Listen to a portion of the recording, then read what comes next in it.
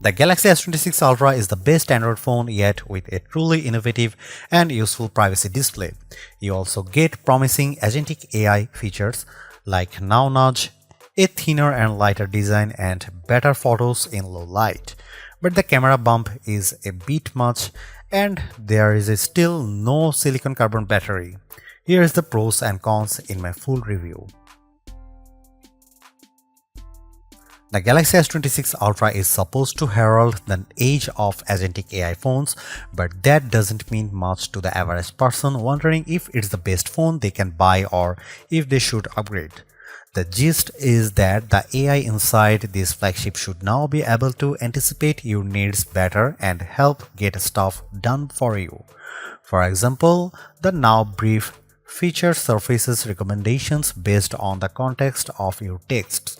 So, if someone asks you what time you want to go to the lunch, a little calendar button shortcut will show up, and soon, with automated app actions, you will be able to use your voice to do things like book an Uber or create a DoorDash order in the background via Gemini.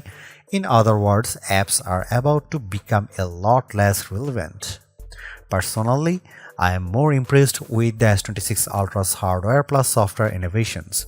Things like privacy display, which obscures private info from onlookers and can do so on an app-by-app basis, and the new horizon lock for shooting video, keeping your footage super steady no matter how shaky your hands. The Galaxy S26 Ultra is also lighter and thinner than its predecessor, and its camera system is noticeably improved in low light conditions. However, there are some things I don't like about the S26 Ultra, including its oversized camera bump and that its screen is dimmer than the previous S25 Ultra. Samsung's Galaxy S26 Ultra has a release date of March 11. The Galaxy S26 Ultra remains a steep $1,299, but at least Samsung didn't give this flagship a $100 price hike like the regular S26 and S26 Plus. You can also get up to $900 off with an instant trade-in credit.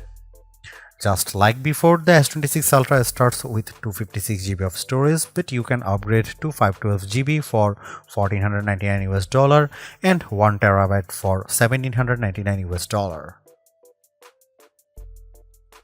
You notice the biggest difference between the Galaxy S26 Ultra and iPhone 17 Pro Max as soon as you pick these phones up. The S26 Ultra with just 7.55 ounces compared to 8.22 ounces for Apple's big screen flagship. The S26 Ultra is also thinner and lighter than the S25 Ultra, but also a smidge taller and wider. Samsung was able to achieve this weight loss partially because it ditched the titanium frame for aluminum, and I don't think it's a huge loss. The S26 Ultra also has more rounded corners versus the S25 Ultra, which helps make the phone look more unified with the rest of Samsung's new lineup, but it also makes it look more like an iPhone at a glance. I'd actually rather my $1,300 phone visually stand out compared to Samsung's other phones, but then again, I am a phone snob. My bigger issue is with the S26 Ultra's huge camera bump. The translucent pill-shaped glass plateau looks sleek compared to the floating lenses on the S25 Ultra, but the thickness of the bump itself causes the newer phone to wobble a lot more when placed flat on a table. And while the camera plateau on the iPhone 17 Pro Max is even bigger, it stretches across the back of the phone and therefore doesn't result in wobble. The other bummer about the S26 Ultra is that it lacks QI2 magnets for MagSafe-like charging. You will need to use a case once more to get the functionality. Samsung purposely left off these magnets in order to create a thinner and lighter design while also making the vapor chamber for cooling bigger. Samsung says that 98% of its customers get a case anyway, and that's probably a good idea. The back of my Cobalt Violet model picked up a noticeable scratch on the back in just a few days. I do like this color the best, though you can also pick from black, white and sky blue, and you can order silver shadow and pink gold exclusively on Samsung.com. The S Pen on the Galaxy S26 Ultra for me is a bit more valuable than it used to be. Sure, you can use it to take notes or make fine edits on photos, but it really comes in handy when using AI apps like Creative Studio. I draw a very crude rabbit and the app turned it into a sharp and fun illustration I could then share or use as a sticker. And within the Gallery app, I could draw things to add them to my photos. While the S Pen looks similar to the one on the S25 Ultra, it's a bit slimmer and back is now curved to match the look of the S26 Ultra's more curved chassis. In our previous iPhone 17 Pro Max vs Galaxy S25 Ultra camera shootout, Samsung lost points for mediocre low-light performance, but Samsung is firing back with a wider aperture on its main 200 megapixel camera and 50 megapixel telephoto lens. The result should be up to 47% and 37% brighter images through these two cameras. So I put that to set the test in a series of shots with the Galaxy S25 Ultra and Apple's flagship. Check out this zoom shot of Clock Tower. The Galaxy S26 Ultra image is noticeably clearer, while the S25 Ultra shot is fuzzy and chock full of noise. So, however, colors. In this shot of tinted daisies, I prefer the brighter image from the iPhone 17 Pro Max, but the Galaxy S26 Ultra delivers a bit more detail in the petals and more contrast, so it comes down to personal preference. The S26 Ultra fared better indoors too. In this nearly dark room, it shot a brighter image of these decorative flowers and vase. You can make out more detail in the petals and the lamp in the background. The iPhone 17 Pro Max captures an even brighter shot too. Here are some camera samples of the Galaxy S26 Ultra.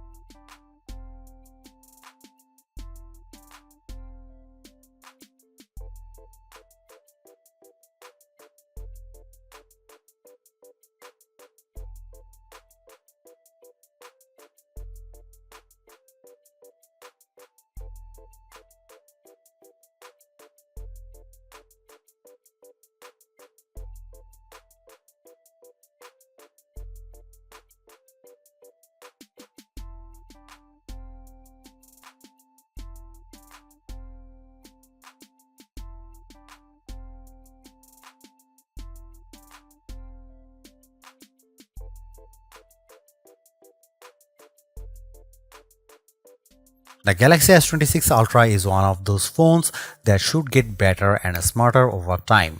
The agentic AI features are good now, but should become more useful as the phone gets to know your patterns. And automated app actions seem to have a lot of potential, assuming the integration with Uber, DoorDash, and other apps works as promised. The reasons to get the S26 Ultra right now and upgrade your phone are features like privacy display. At a time phone makers are being criticized for iterative updates, this is a truly innovative feature that solves a problem and it is completely customizable. I am also very impressed with the horizon lock feature when shooting video and improved low light photos and videos. I'd like to see a design that doesn't wobble on your desk with a revamped camera bump, and I'm a bit worried that I got a scratch on the back of the phone after just a week of testing. And while the battery life is solid, the iPhone 17 Pro Max is still ahead on endurance, and Samsung could surge ahead if it embraces silicon carbon tech. Overall, I highly recommend the S26 Ultra. It's super smart, sleek, and fast.